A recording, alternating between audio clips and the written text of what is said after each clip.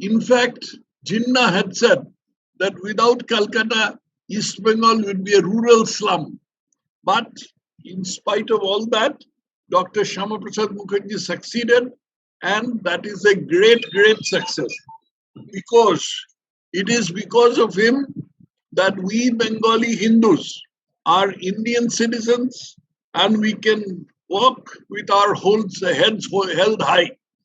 If this had not been there, then we would have been Pakistani citizens. The whole of Bengal would have gone to Pakistan, East Pakistan. Not only that, the Northeast would have got disjointed from the rest of India.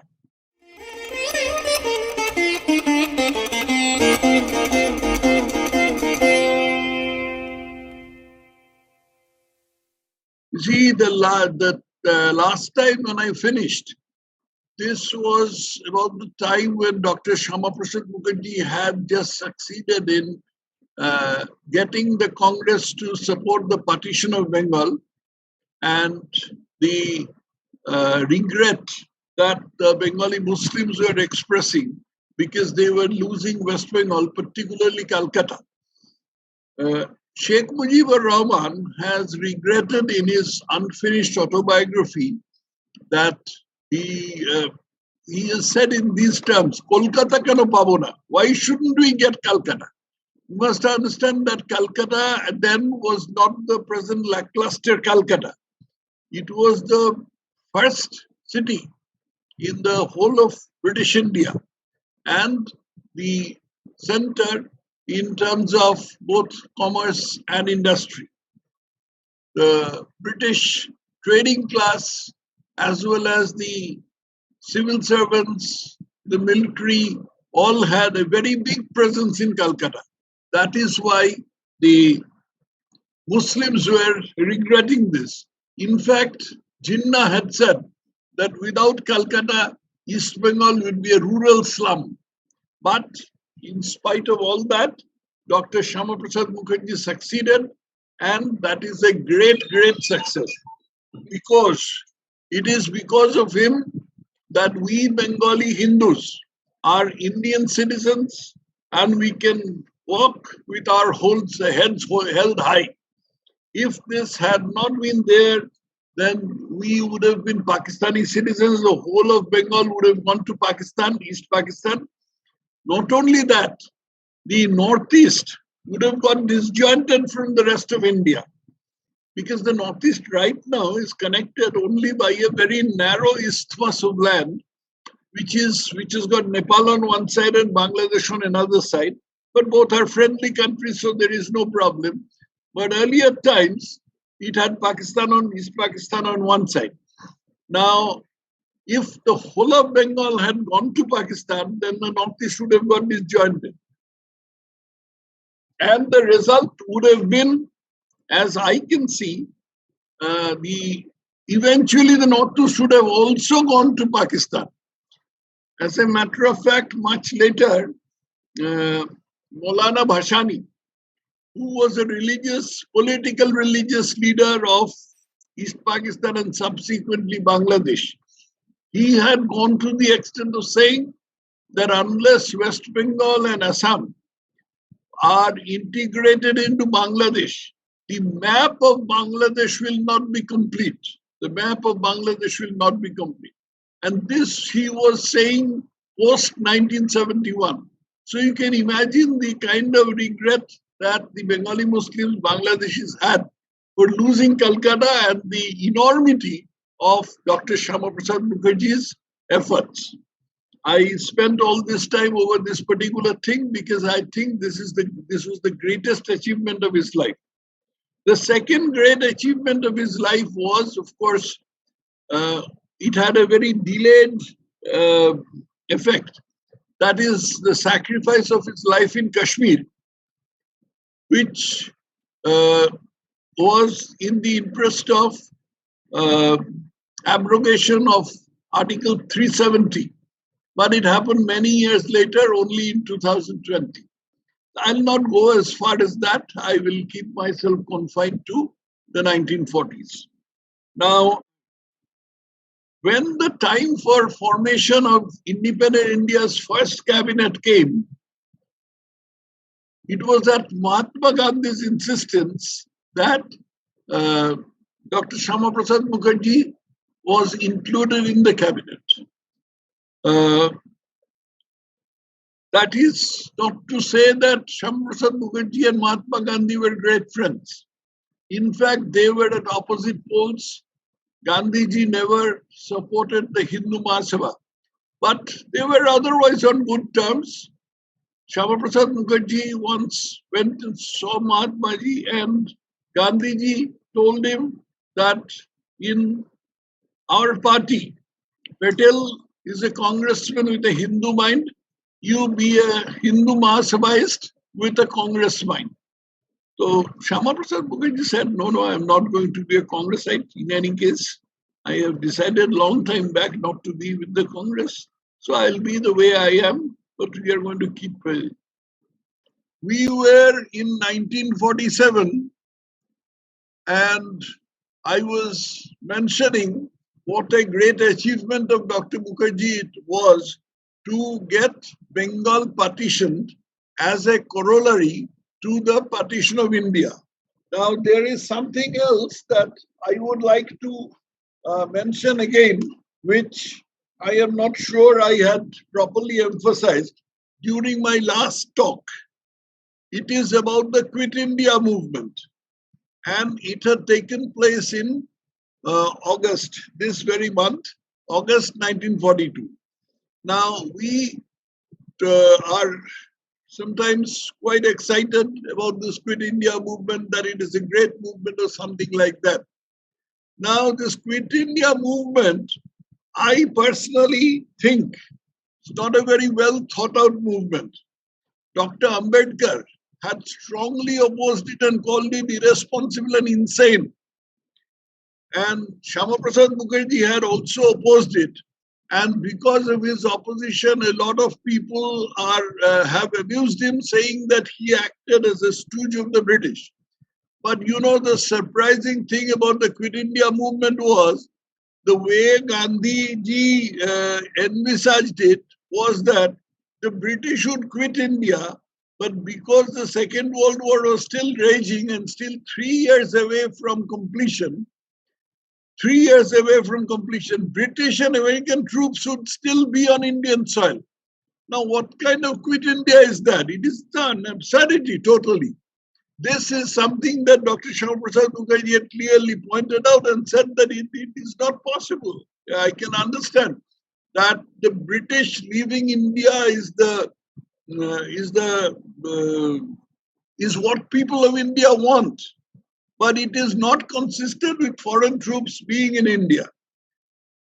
Even inside the Congress, CR, that is Chakrabarti Rajagopalachari, opposed it. And that is why he left the Congress temporarily. And eventually, when, as a result of the Quit India movement, all the Congress leaders went to jail, Rajagopalachari was left out of it. He did not go to jail. That takes us to another story. I'm not going into that.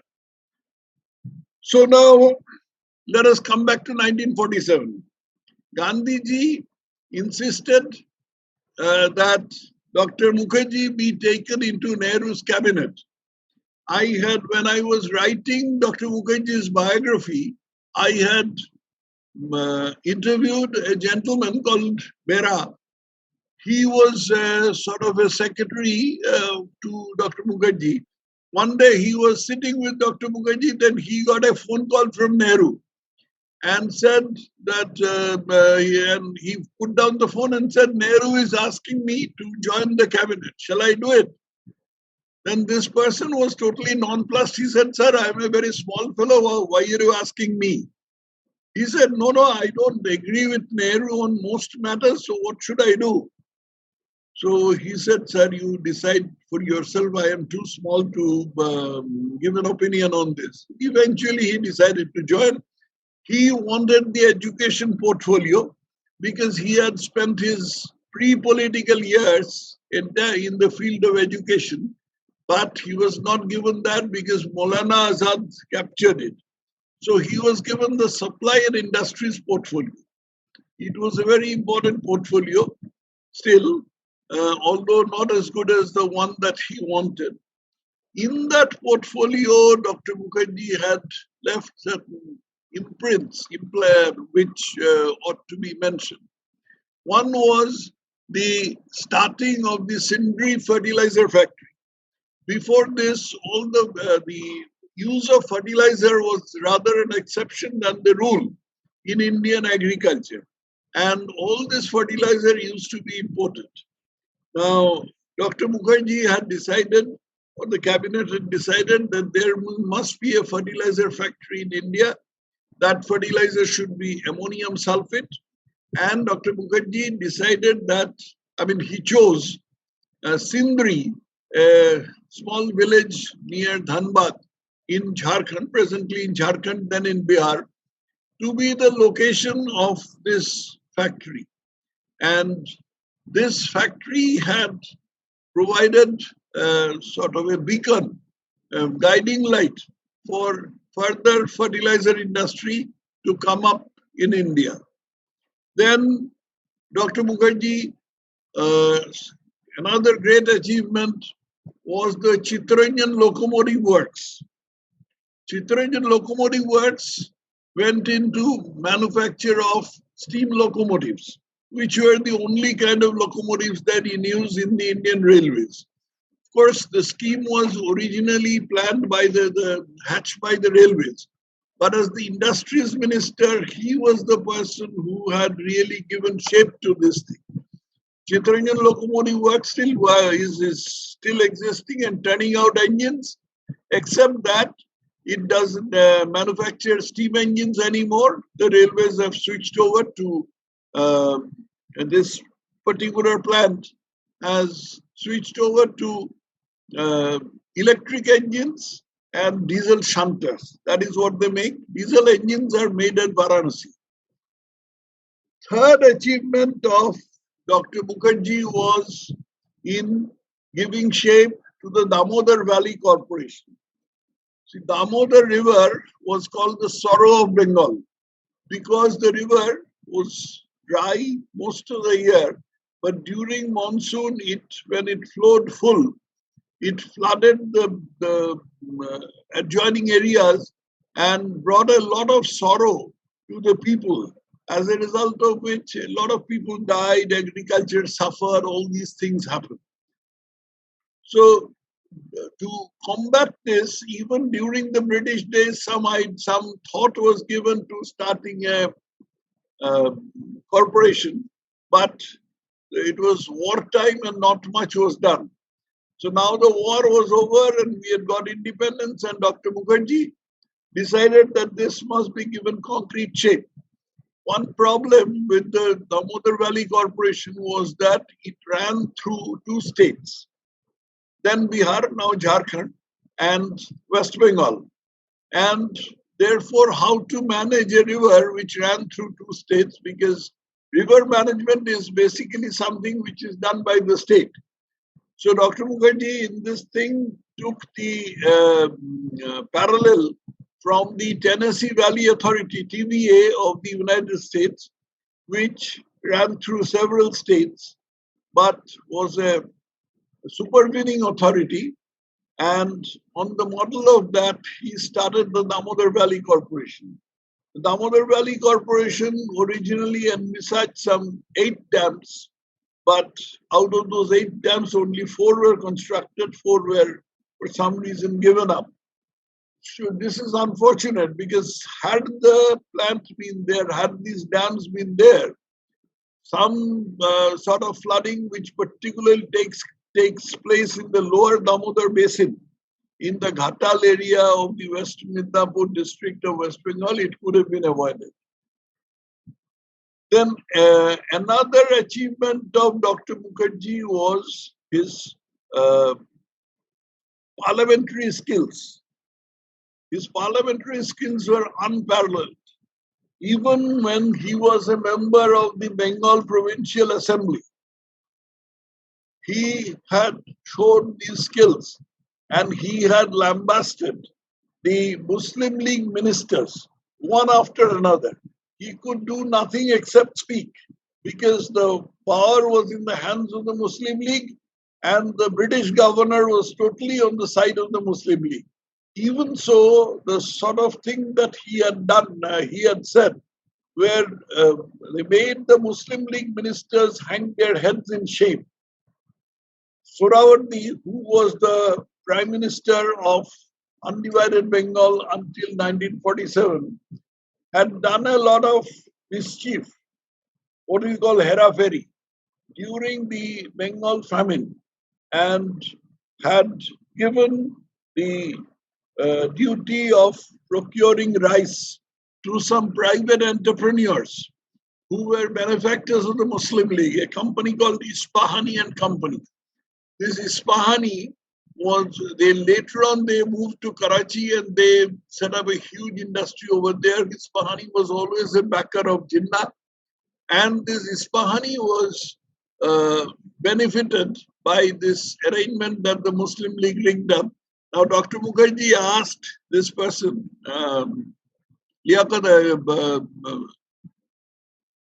Sohrawardi, that on what basis did you allot it to Ispahani? And secondly, what kind of agreement do you have with Ispahani? The whole thing was so unclear, so lacking in transparency, that Sohrawardi could not show a single piece of paper. All that he could show is that he had the majority because he had the support of the Muslims and Bengal was a 55% Muslim state.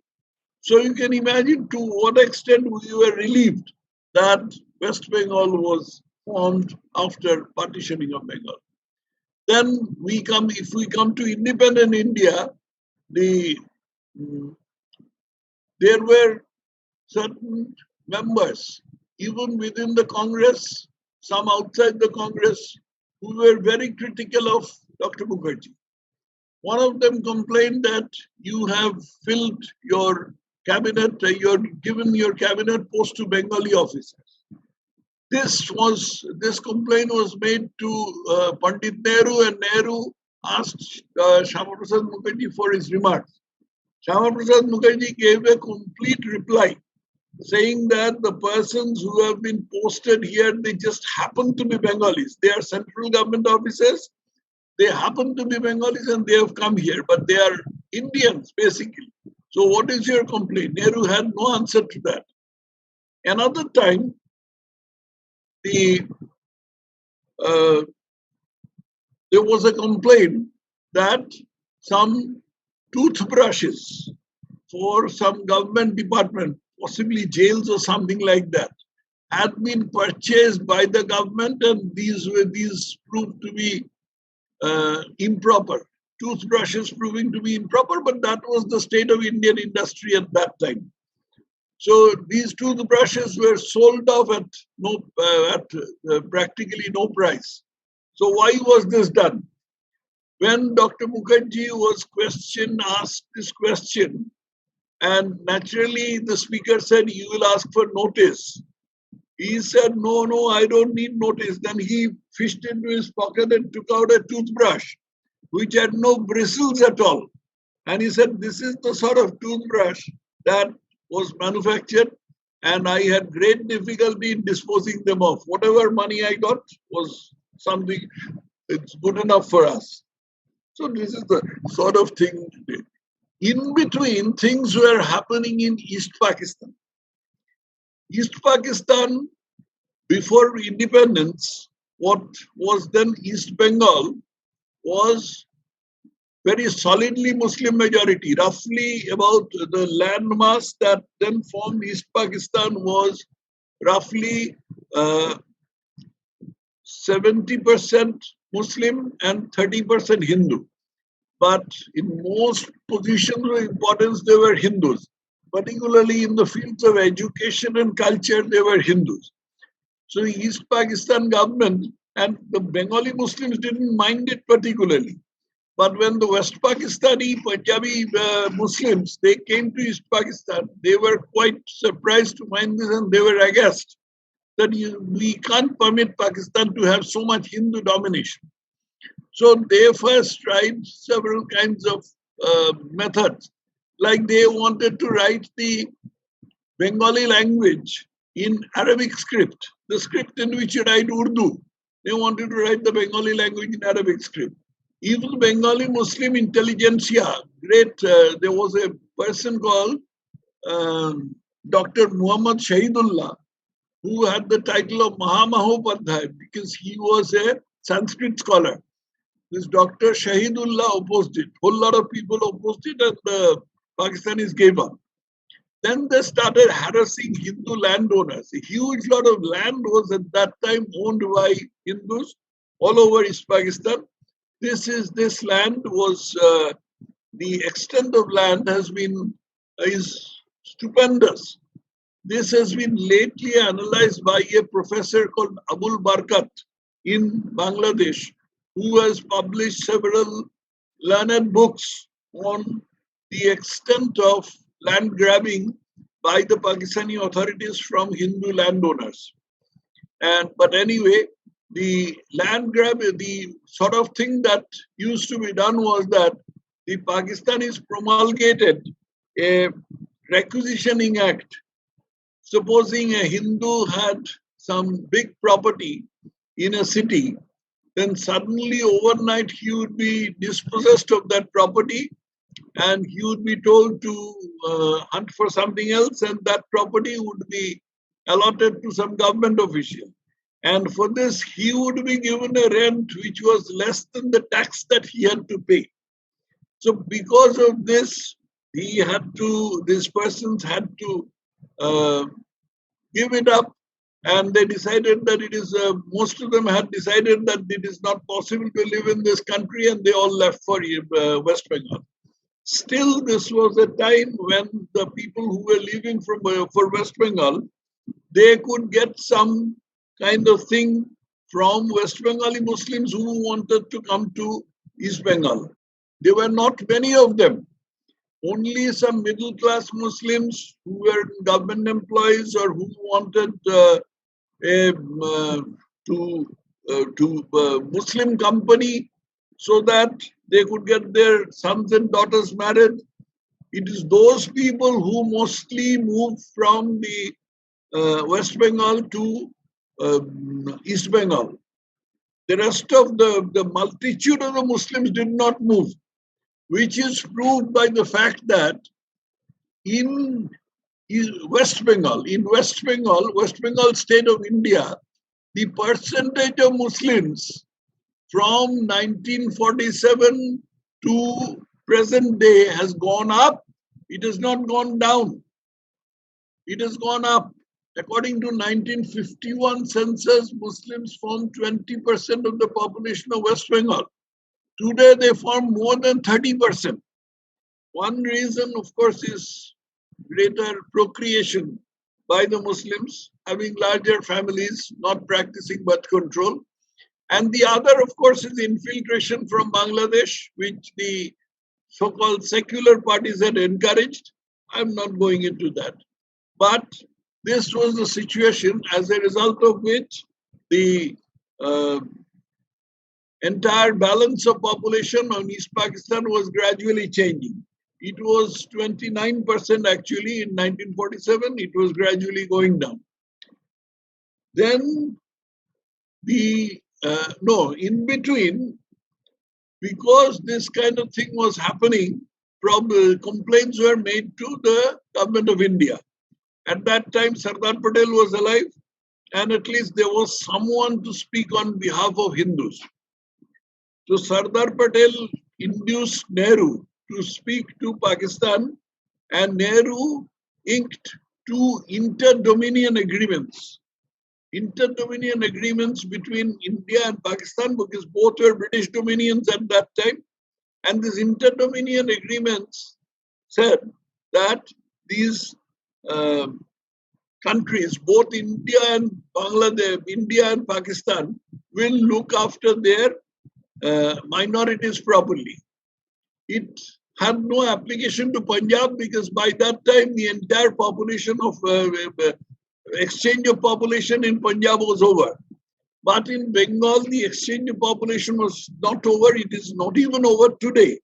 And as a result, the Nehru imagined that as a result of this thing, his problem would be solved.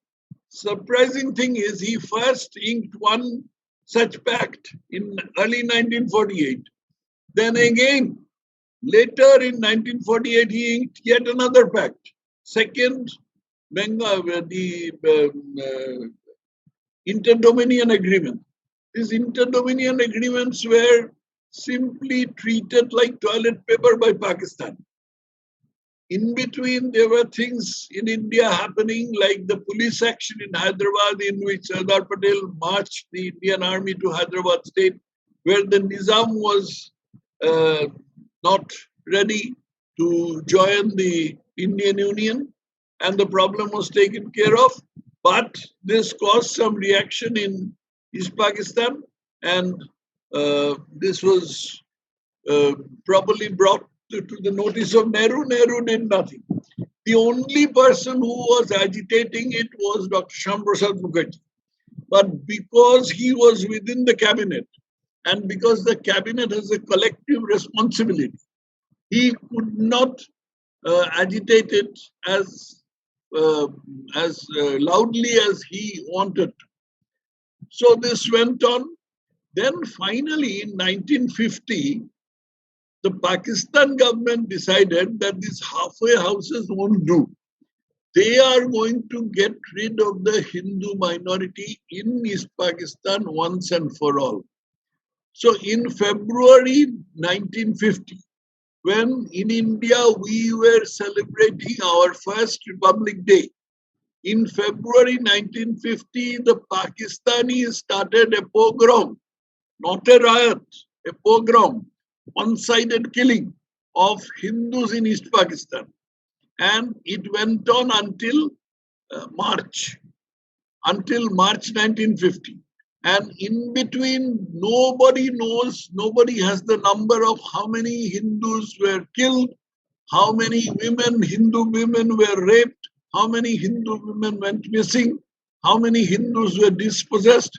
But on the whole, I have done some calculation on the basis of which I have inserted in my book, My People Uprooted.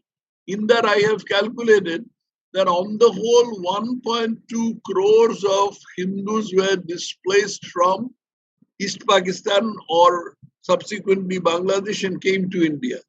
And mind you, this was a one-way movement. Unlike Punjab, this was a one-way movement. In Punjab, all the Hindus and Sikhs came away from West Punjab, and all the Muslims went to from Indian Punjab to Pakistani Punjab.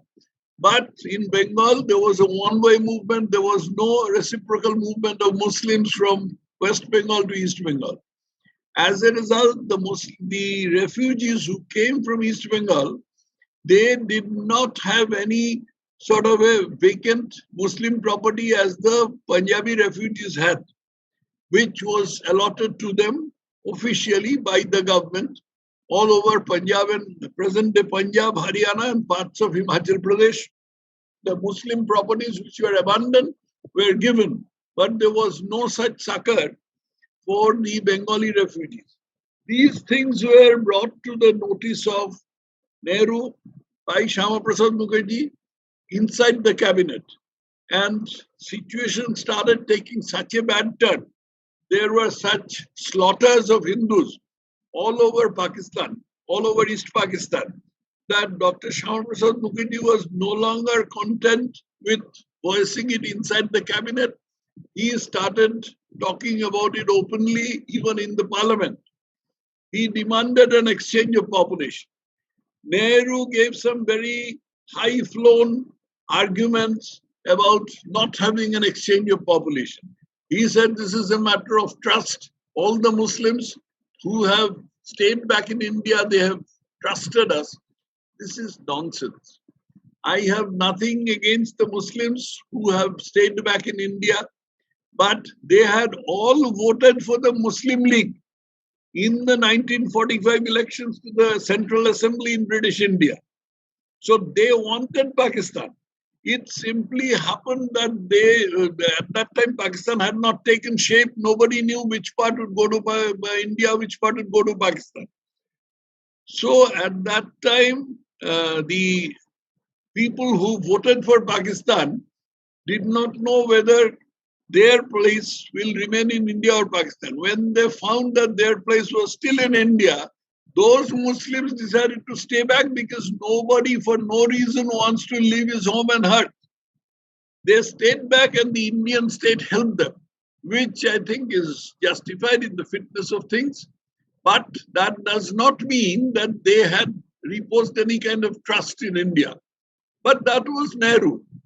Nehru's thinking was so muddled that the eminent journalist Durga Das had mentioned that he used to live in his own land of make-believe. And when reality clashed with make-believe, his make-believe land, he chose his make-believe rather than reality. So Nehru did not agree to this kind of exchange of population.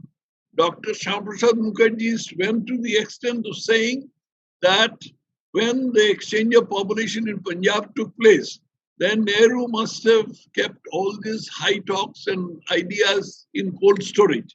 Now, I beseech him that he can put these talks, he can put these things again in cold storage and arrange for an exchange of population. But Nehru didn't listen to it. Meanwhile, the slaughter of Hindus went on. I'll just give one example of what the government-sponsored pogrom, slaughter of Hindus can be. There is a bridge called across the Meghna river in present-day Bangladesh. It's quite a big bridge. Meghna is a major river. It's longer than Delhi's Jamuna Bridge, or about the same size, same length, but it was over a perennial river. There is always water in that river.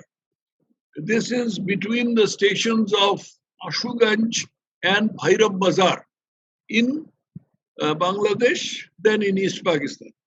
This bridge is a very important link between the principal towns of Dhaka and Chittagong. Now, on 12th of February, 1950, all trains which passed over this bridge were stopped in mid-river, and all Hindus in those trains were butchered, and their dead or half-dead bodies were thrown into the river. I got this. I mean, this is widely known. I mean, people who have done this research, but it has not been recorded by anyone earlier than, I'm sorry to say, earlier than me. But this thing, this wholesale slaughter could not have been possible without the whole thing having been planned by the government. Otherwise, why should every train stop in the middle of the river? I was saying where I got it from. I got it from an eyewitness. This eyewitness was spared by the Muslims only because he happened to be wearing pajamas. Those days, Hindus all used to wear dhotis. Muslims used to wear lungis or pajamas. This person was wearing a pair of pajamas, which is why he was mistaken for a Muslim and he was spared. Otherwise, all the Hindus were killed. The women had sindoor in their head, or they had other signs of Hindu. They had a bindi on their forehead, like you have. And these identified them as Hindu women. They were all, their throats were slit and they were thrown into the river. Now, this thing is not known to the rest of India, but this proves beyond doubt that there was complicity of the government in this whole thing. Why complicity? The government had planned it. This was all planned by the Chief Secretary of East Pakistan. His name was Aziz Ahmed. And this Aziz Ahmed was an ICS officer, Indian Civil Service, who had opted for Pakistan. He has been described by our B.K. Nehru, who also belonged to the ICS. B.K. Nehru has described him as notoriously anti-Hindu. B.K. Nehru's autobiography, which I have here with me, it's called Nice Guys Finish Second. it describes Aziz Ahmed, this slaughterer of Hindus, as notoriously anti-Hindu. So this process went on. Nehru proposed to Liaquat Ali. At that time, he was the Prime Minister of Pakistan. He proposed to Liaquat Ali that they undertake a joint visit of East Pakistan. Liaquat Ali absolutely rubbished it. He didn't do it. And Nehru didn't have the courage to force it. Then, subsequently, a sort of retaliatory riots had started in West Bengal. As soon as the retaliatory riots had started, Nehru suddenly woke up. Until then, this kind of thing was happening. The slaughter of Hindus were happening all over East Bengal, but he wasn't bothering. But as soon as the retaliation started, he suddenly woke up and said, this will not be tolerated. He immediately got the police and the military to get down to the job. And then he managed to put down. The West Bengal government was led at that time by Dr. B.C. Roy. They also cooperated. Dr. Mukherjee was never in favor of this retaliation, but he wanted justice to be done to the East Bengali Hindus, which Nehru refused. Then, once this retaliation started, not just Nehru, but Liaquat Ali also woke up. Until then, Liaquat Ali was not giving any sort of room to Nehru. Nehru's proposal of undertaking a joint inspection was totally poo-pooed by him. But when Muslims started getting killed in West Bengal, he woke up and he proposed that Nehru and Liaquat Ali sign a pact. Now, Nehru immediately jumped at it and they signed a pact on the 8th of April 1950. 8th of April 1950 is a black day. This Nehru-Liaquat Pact, also called the Delhi Pact, is a piece of political stupidity. Why do I say so? Because it could not have been unknown to Nehru, who had his intelligence network. It could not have been unknown to him that the violence, the slaughter of Hindus in East Pakistan was the act of the East Pakistan government itself. So with whom was he making a pact?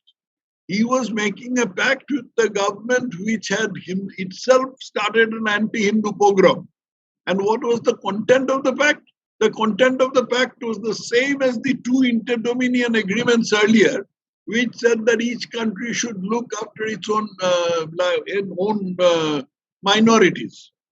The whole thing is a piece of nonsense. But as I said, as Durgadas had said, that Nehru lived in his own world of make-believe and he simply gave in to whatever Liaquat Ali said. Then Dr. Syama Prasad Mookerjee decided that he can't countenance this thing while being in the cabinet. He's going to resign from the cabinet. Not only him, but there was another Bengali minister called Kitish Chandra Niyogi. He also resigned from the cabinet. The resignation letter of Dr. Syama Prasad Mookerjee is a classic expose of the idiocy of Jawaharlal Nehru in this particular phase. Then Dr. Mukherjee, I'm talking of 8th April 1950. At that time, question might arise, what was Sardar Patel doing? Sardar Patel was full of regret that Mukherjee was leaving the cabinet, but he could do nothing because he was generically averse to stepping into Nehru's territory. And in addition to that, he was very ill. This was in April, he died in December. Same year, he died in December. So Sardar Patel simply could not do it. If he had been the Prime Minister of India, things would have been different, but that did not take place. So after that, Dr. Mukherjee left the cabinet. He was a leader without any followers because he had some differences with Savarkar, as a result of which he had left the Hindu Mahasabha in 1948. Then he was simply an individual who was there in the cabinet for all this time, all the work that he had done. Then he was approached by Parampujaniya Guruji Golwalkar, and who was at that time the Sarsanchalak of the Rashtriya Swayamsevak Sangh. And he was asked whether he was prepared to, whether Syama Prasad Mookerjee was prepared to form a party or not. Syama Prasad Mookerjee, they were conversing in Hindi. I have this from a person who was present during this conversation, one Bansilal Soni. He is dead now. He said that this person, Guruji, asked Syama Prasad Mookerjee that you kindly form a party, I'll give you my best Swayamsevaks. And these best Swayamsevaks included who? Atal Bihari Vajpayee, Deen Dayal Upadhyay, Jagdish Mathur, Sundar Singh Bhandari, several others. Absolutely pieces of gold. But Dr. Mookerjee was first a little diffident. He said that I am already 50 years old. Shall I be able to do it? Then Guruji said, nothing doing. You have to do it for the sake of Hindus.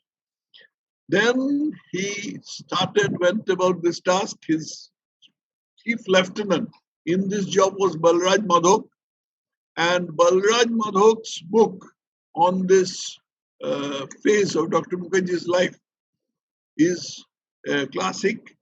I have taken great help from this book and from an interview of Balraj Madhok, which I did in 1991 or 92, in which he has described this phase of Dr. Mookerjee. And eventually, in late 1951, there was a meeting of in the Arya Kanna Vidyalaya in Delhi, in a place called Gandhi Grounds, which is now a car park somewhere near the Lal Killa. And there, among them 500 people, the new party called the Bharatiya Jan Sangh was launched. This Bharatiya Jan Sangh later on merged into the Jayaprakash Narayan's Janata Party in 1977, but later on came out of it again and formed the present-day Bharatiya Janata Party. The rest is history, ladies and gentlemen. I don't have to explain to it. And this brings me to the end of my talk. Thank you very much. So I was reading about this article which talks about this celebration of Independence Day on 18th August 1947 in some parts of Nadia district, some villages like Shivnivas or some villages. I was reading an article. So, and there it's mentioned that Syama Prasad Mookerjee greatly helped that those parts which were actually given under the territory of Pakistan initially, and then it was redrawn into the territory of India. So, can you please explain about that Syama Prasad Mookerjee how helped? Mookerjee had managed to wrest West Bengal from the clutches of Muslim League, but it was still not decided as to which part would become West Bengal and which part would become which part would be Pakistan and which part would be India. So this job was entrusted to an English barrister called Sir Cyril Radcliffe. And do you know why Cyril Radcliffe was chosen for this job?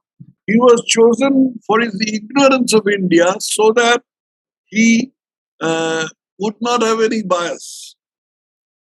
So this Nadia district is one of the districts which was itself partitioned. The two subdivisions of Nadia district, that is Krishnanagar and Ranaghat, they came to India. The rest of the district went to Pakistan. It was renamed Kushtia. That is it. Namaskar. It was a very detailed description of also especially how the BJP was formed.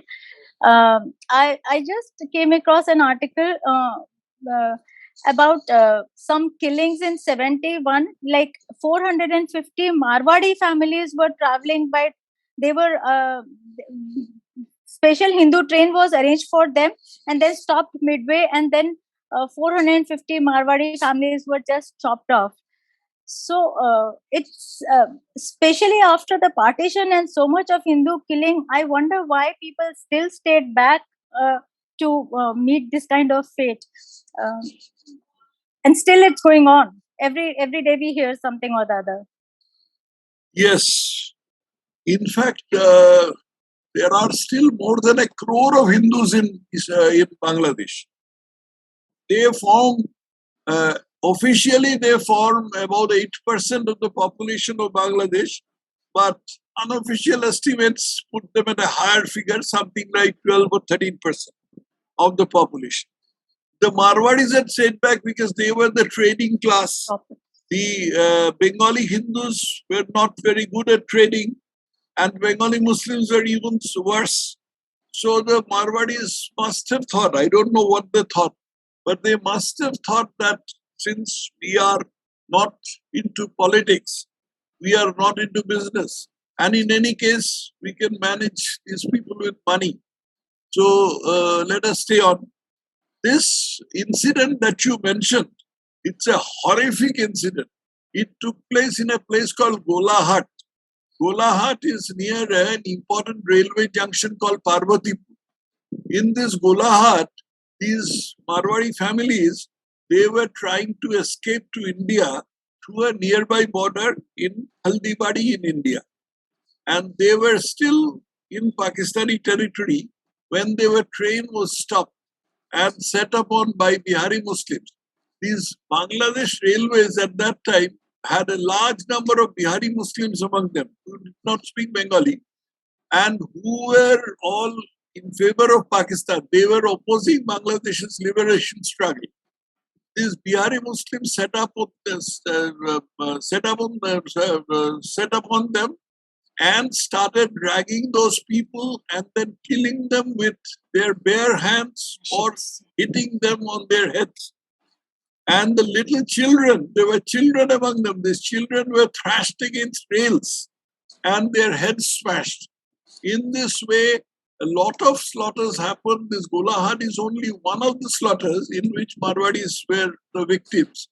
But apart from that, a lot of other slaughters happened.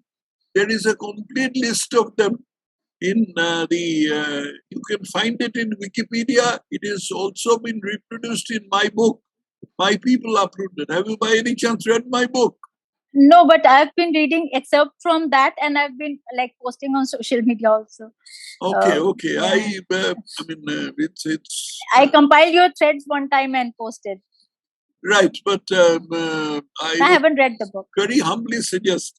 Yeah, sure. I'll buy it. Yeah. Read my book, and it is available on Amazon, and it's published by a Delhi publisher called Synergy Books India. Yeah. Okay. So. In that, all these things are explained in detail. Thank you. We Hindus keep talking of all these massacres and all, but when are we Hindus ever going to learn? We helped Bangladesh with their liberation, and what are they giving us in return? Now they are destroying our temples and killing more Hindus. And the latest news, what I saw yesterday, I think Muslims are very Qatar, and nobody can be more Qatar than the Taliban. And now we are helping Afghanistan when Taliban rule is there. When will we ever going to learn that no matter how much you help the Muslims, they are just going to kill you and they are going to be against you? Most of it is unfortunately true. But I don't know much about Afghanistan. But about Bangladesh, I have a complaint against the Hindus of West Bengal. Hindus of West Bengal, including those who themselves or whose ancestors had come from Bangladesh, they don't feel for the Bangladeshi Hindus. Because they don't feel for the Bangladeshi Hindus, they don't talk out and they don't agitate for the Bangladeshi Hindus. I was surprised when I was in college, there used to be agitations in favor of Vietnam all over West Bengal, but never any agitation on the condition of the Hindus in That is what is so shocking. absolutely, and that is the reason why the Hindus in Bangladesh are so helpless. Now, what we have got to do is we can't wait for the reaction of the West Bengal Hindus. The central government has got to take this matter in hand, and they must put relentless diplomatic pressure. After all, Bangladesh is a foreign country. Relentless diplomatic pressure on Bangladesh to stop this kind of thing. Because we don't want the Hindus to come away. We want the Hindus to live there as minority, but still as human beings. So this is what we ought to do. Now, I have tweeted and I have petitioned our External Affairs Minister, Dr. Jayashankar, to do something about it. The rest is left to him now. Not really a question, but on the subject of West Bengal Hindus' reaction, last year, Durga Puja, when these things were happening in Bangladesh, I did not see any reaction in Kolkata here from the Hindus. And the celebrities here, especially the media and this the film industry and all, they keep talking about Epar Bangla and Opar Bangla, and never ever speak about the condition of Hindus there. So that's very saddening. It's very sad, and this is the result of leftism. You see, this leftism which has been injected into Bengali Hindus since the 1930s. It didn't start yesterday.